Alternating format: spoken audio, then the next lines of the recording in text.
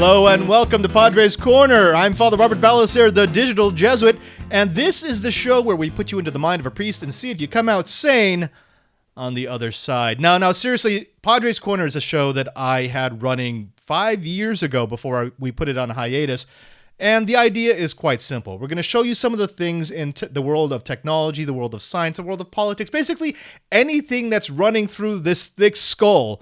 I'm going to be giving it to you. Now, what I'd like you to do is, since this is a beta episode, please take notes of the things that you like and you don't like, the segments that you feel are exciting, the type of science that you'd like to see, the type of engineering that you'd like to be told about, because that's the sort of content that I want to put into my show week after week.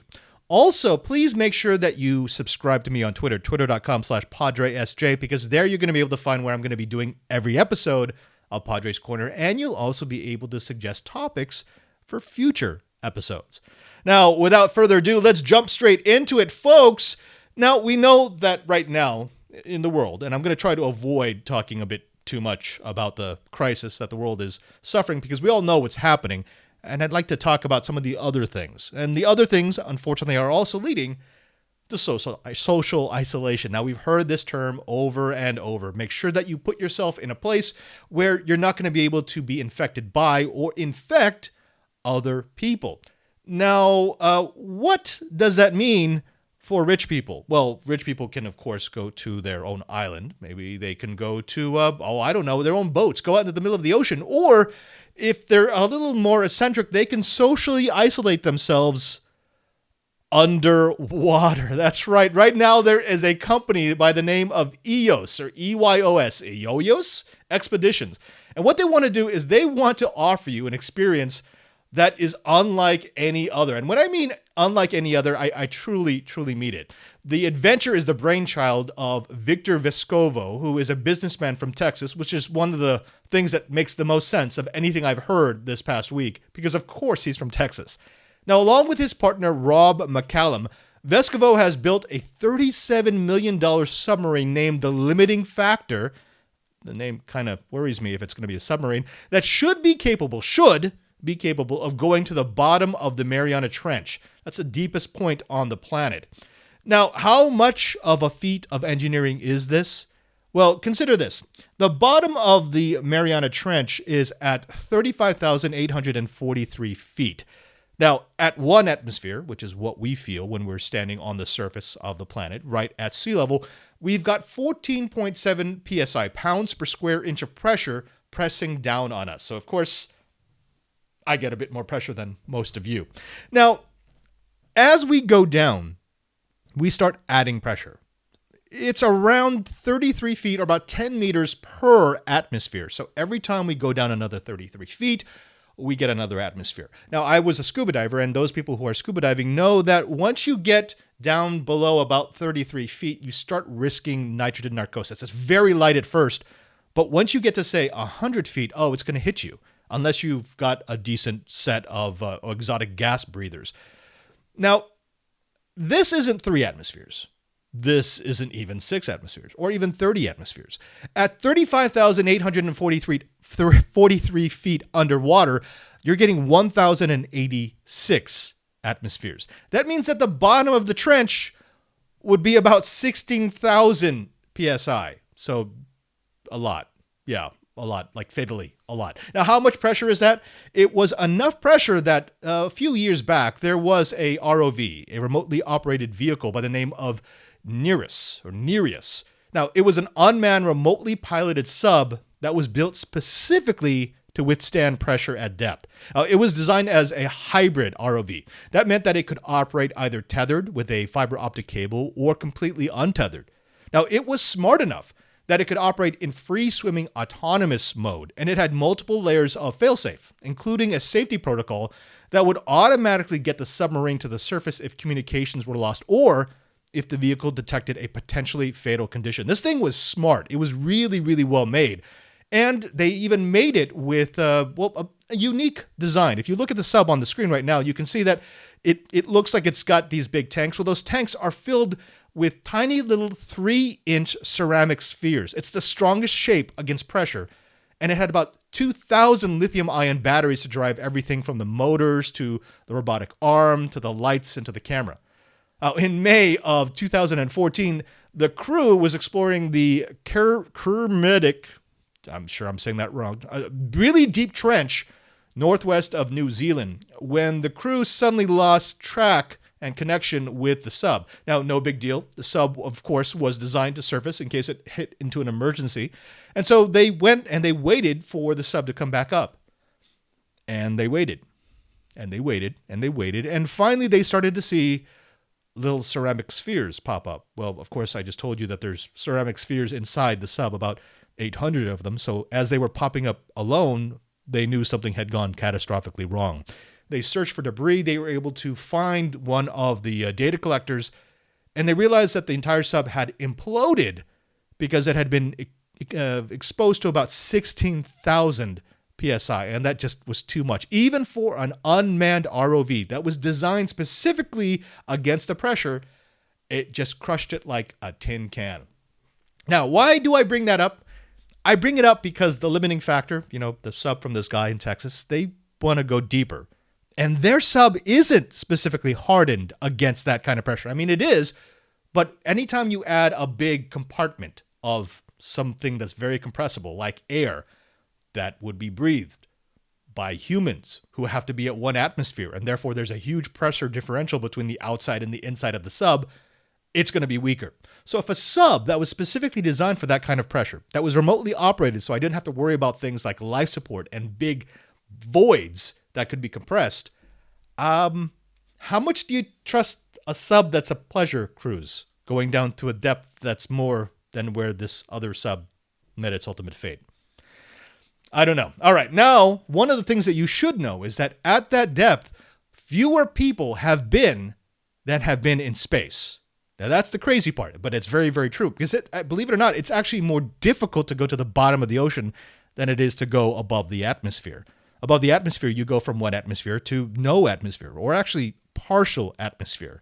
And again, going down to the bottom of the trench, you're more than 1,086 atmospheres. So the technology required, the material science required to not turn you into a small particle of flesh bonded with steel is impressive. How impressive? Well, as of now, before this venture has actually started, there's only been 3 people in history who have actually made it to the bottom of the trench. 2 scientists aboard the Trieste in 1960, and that was a bathysphere that was specifically designed for this, and basically it just went straight down and then went straight back up. And James Cameron. Yeah, that James Cameron, the director of The Abyss and Avatar and all the big budget films. He actually did an expedition. He is fascinated by the ocean. He did an expedition to the bottom of the trench in a specially designed 1-man sub. Now, going from that to a sub filled with rich tourists, I don't know. Now, I should mention, however, to be fair, that there was one other person who managed to make it to the bottom of the trench. And of course, that was Bug Brigman, the chief tool pusher aboard the rig in 1989's The Abyss. Now, if you're still game, you can go and drop by the EOS Expeditions site and put in your reservation for a trip. It will only cost you $750,000 per person for an 8-day trip that includes 3 dives and a total of about 10 hours on the bottom, or about 24 hours going up and down. So if you like dark places that you can only see through a tiny little porthole, if you've got $750,000 burning in your pocket, and if you just feel like you need to get away because this coronavirus stuff is too much, maybe you need to be aboard a sub. Now, rich people, if you do plan to do this, do me a favor and leave me in your will. Now, let's move on. Now, let's get to some freaking engineering. This one is an oldie but a goodie. It's something that I really, really enjoy. Now, we all know that nuclear disasters like Chernobyl, like Fukushima, like 3 Mile Island, are difficult to deal with, specifically because we can't really get a good look at things that get damaged. If it involves radioactive material, it basically becomes no man's land. And how do people fix things that are in no man's land? Well, in the past, we just kind of covered it up. That's what we did with 3 Mile Island. We just sort of said, we're not going in there anymore. That's what we did with Chernobyl. We dumped tons and tons and tons of sand and boron on top of it to try to keep it contained. And in Fukushima, they just keep pumping water through it. But what if you need to find out exactly what's going wrong because you start looking beyond the next year or the next 10 years or even the next 100 years and you start saying, we can't leave this site messy. At some point, we need to start cleaning up. Well, that sounds great. That sounds like something we should do. That sounds like something that's noble, but the problem with that is that our equipment just isn't up to snuff. We know already that people cannot get close to a melted down reactor. They'll die pretty much immediately. We also know that the standard equipment that we'd use, like for example, anyone who has seen the documentary on Chernobyl knows that robots can't handle that kind of radiation. It just destroys it. It rips through integrated circuits and turns it into nothingness, into dust. It releases the blue magic smoke. So how do you take a clear picture of what's going on inside of a melted core? How do you look through a nuclear power plant? Star Trek style. Well, you could think of something space age. You could think of some technology that probably hasn't been invented yet, or you could get cosmic. Specifically, you can start using cosmic forces to take photographs of what's inside a plant. Specifically, there is a group that is using muons. Get used to it. It is a great word. It is something that you need to learn. Now, muons are cosmic particles that are generated with high energy, when high energy radiation hits particles in the upper atmosphere. Now, the cool thing about these is they basically go through everything. They're muons that pass through pretty much every matter we have, through us, all times of the day, but they don't cause any damage. One thing that they do, however, is they will get stopped by incredibly dense materials. And this is where muons can become sort of a cosmic camera so that we can take a look at things that would otherwise kill us.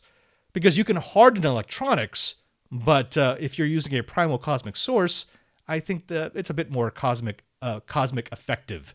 Now, about 10,000 muons hit every square meter of the Earth every minute, and they're largely ignored because they don't affect us or any of the materials that we use on a daily basis. However, they get blocked by heavier elements like uranium and plutonium. So the scientists figured out that they could set up muon detectors around the reactor building and then not use muons to see what's in there, but to use the shadow. In other words, as the muons are passing through the building, it kind of builds up a picture. Imagine having a roll of film and there's an object that you want to take an image of, but you can't look at it directly. What you could do is you could just set up the film behind it and bombard it so that everything except for that object gets exposed. Now, when you develop that film, what you're going to see is an outline of whatever was absorbing the light source. It's the same thing with the muon detector. Because the plutonium, because the uranium, because the heavy byproducts of fission will block muons, you'll get on the other side a pretty decent picture of where the highest density material is. And that's specifically what they did in Reactor 1. See, in Fukushima, they had a problem where they didn't know where the fuel went. They kind of figured it out because they had thrown in a couple of robots and they were able to see that the core seemed to be melted, but they couldn't see exactly where it had gone. Had it melted through the containment? Had it gone into the sub-basement? Was it pooling down there? So they used the muon detection, and what they were able to see is that, yes, indeed, Reactor 1 did suffer a partial to complete meltdown. Yes, the fuel had burnt down through the containment vessel, and yes, it was partially stiffened, hardened in FCM, fuel-containing masses underneath the containment near the water pool. Now, this isn't a magic bullet. This doesn't mean that, oh, now they can go fix it, but it does mean that they now have another tool for when they're dealing with a disaster. And it doesn't have to be a nuclear disaster. It can be any disaster where human eyes and human technology just can't get close enough to give us a good shot. Now, folks, that does it for the engineering. Normally at this point, I would probably bring in a big topic, a rant. Padre's rant was kind of epic, but I don't feel like ranting right now because there's so much going on. I feel like we should be spending our time elsewhere, doing something a bit more productive. Specifically, I would love if you all could come along with me and take a look at the tech.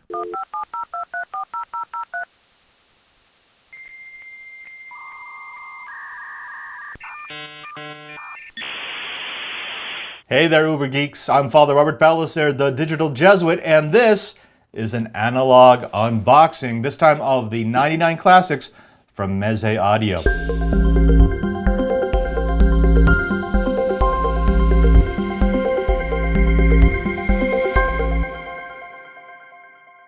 Now, this was a special request. If you've watched any of my content, you know that I'm big on headphones. I love gaming headphones. I love comfortable headphones. I wear them all day because I do a lot of editing, but most of the headphones I've reviewed tend to be sort of the uber geek technocrat style of headphones. Lots of functions, lots of tech, lots of plastic.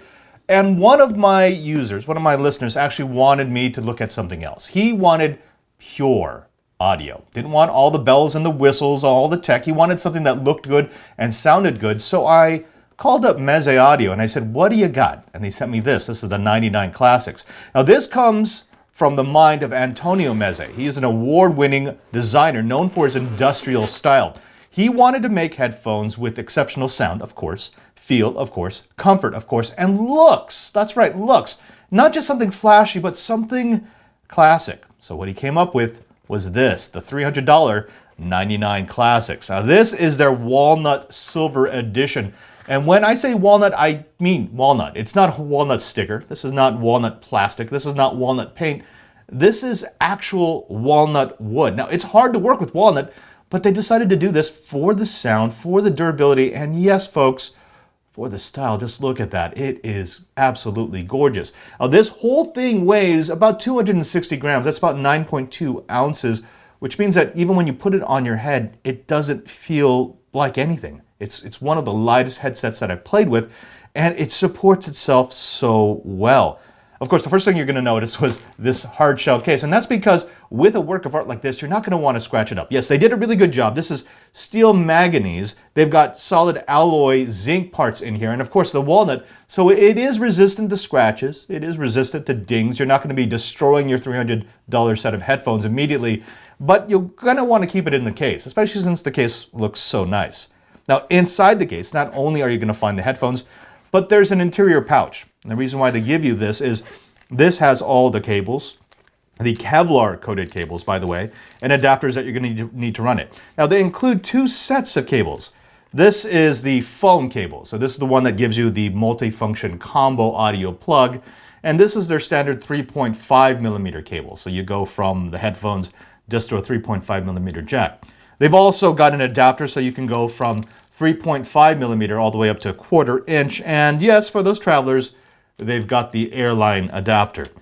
One of the things you probably noticed when I took these out is there's two cables here. A lot of these headphones only have one because you connect it on one side, and then there's a cable within the headband that bridges over to the other. That's not what they did with the 99 Classics. Each cup has its own port for connecting to this cable. Now, the reason why they did this is because they didn't want to have that cable running through the headband. They didn't want to have something that was going to change the way that they could design this because they really wanted to maximize the comfort. Also, and I'm going to get to this in the full review, Meze Audio is big on repairability. This is quite possibly one of the most repairable headphones you're ever going to see because there's no glue in this. It's all bolts and nuts. It's all been handcrafted so that you have the ability to take this thing apart and replace just the pieces that need to be replaced. I absolutely love that. You know, I'm big into sustainable development, and anytime you have a product that looks forward enough to say, hey, what's going to happen when this starts to wear down, I'm big on it. All right, let's talk a little bit about the tech that's inside of this. These are 40 millimeter drivers, and they've got a frequency response from 15 hertz all the way up to 25 kilohertz. Now, of course, I'm going to want to put this through its paces. So what I'm going to do is over the next week, this becomes my primary set of headphones. I'm going to use it for video editing. I'm going to use it when I travel back to Rome. I'm going to use it for gaming, for pretty much everything.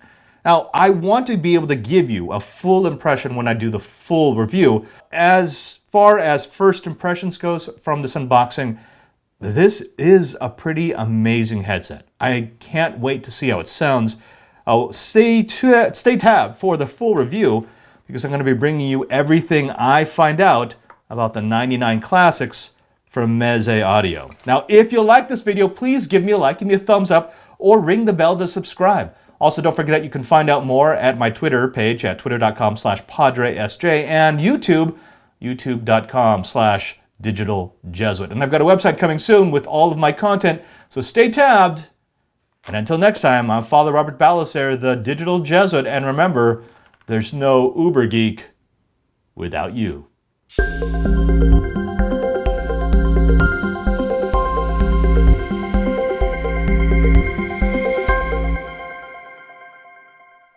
One of the things that I thought I was not going to like about this is that they're closed back, so they tend to build up heat. But that hasn't been a problem. Now, it might be because I've tested this mostly during the winter, but I've also used it on airplanes. And on airplanes, they are notorious for just being too hot for me, especially around the ears. These are so comfortable. In fact, I might have to say that these are the most comfortable headphones I've ever used. They're even more comfortable than the Cocoon, the ones that are designed for sleeping, because they feel good on the head. They're even more comfortable than my gold standard right now, which are the HyperX headphones, the Cloud and the Alpha. Those things are amazing. I wear those all day, but there's something about this that just, it feels a little lighter. I don't know what it is. Maybe it's the band. Maybe it's the fact that it's got this nice elastic head rest thing. Maybe it's the way that they fashion the cups. It's not the most technologically advanced headset I have, but it's definitely the nicest looking, and it's got to be among the nicest sounding. I think the only one I have right now that sounds better than the 99 Classics is probably the HyperX Orbit. That's the planar drivers, which are incredible, and yet this will give it a run for its money at about the same price. Now, if you're looking for something that is going to have a gaming mic, that's going to have USB output, that's going to have all the bells and whistles, noise canceling microphones, etc., this is not the set for you. Yes, they've got a special cord if you want to use this with your phone. Yes, it does have a microphone, but that's an afterthought. This is really designed for the people who want something that looks nice and sounds good. It's pure sound. It's not everything jammed together so you've got one headphone. Now, I've got other headphones for when I'm editing. I've got headphones for when I'm gaming.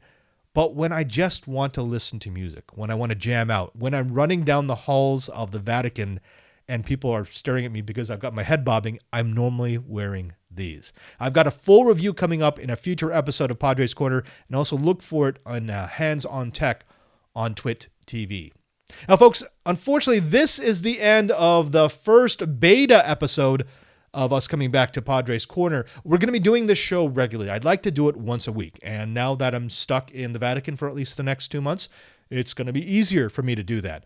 But please, please, please, like the video, subscribe, help me build up this channel. I'd like to be able to prove to my superiors that this is something that we should be doing. I'd like to prove to them that this studio should be left for me to do all the fun things I do with you, with my audience, with my geeks, with my Uber geeks. Also, don't forget to follow me on Twitter, twitter.com/PadreSJ. There you'll be able to find out what I'm doing from day to day. You'll get to see my rants, and yes, I do get kind of political. And you'll also be able to suggest what kind of content you want on future shows. If there's a laptop you want me to take a look at, if there's some technology you want explained, if there's a scientific breakthrough that you think everyone needs to know more about, that's where you can let me know. Again, twitter.com/PadreSJ. Until next time, I'm Father Robert Ballecer, the Digital Jesuit. This is Padre's Corner, and you've come out sane on the other side.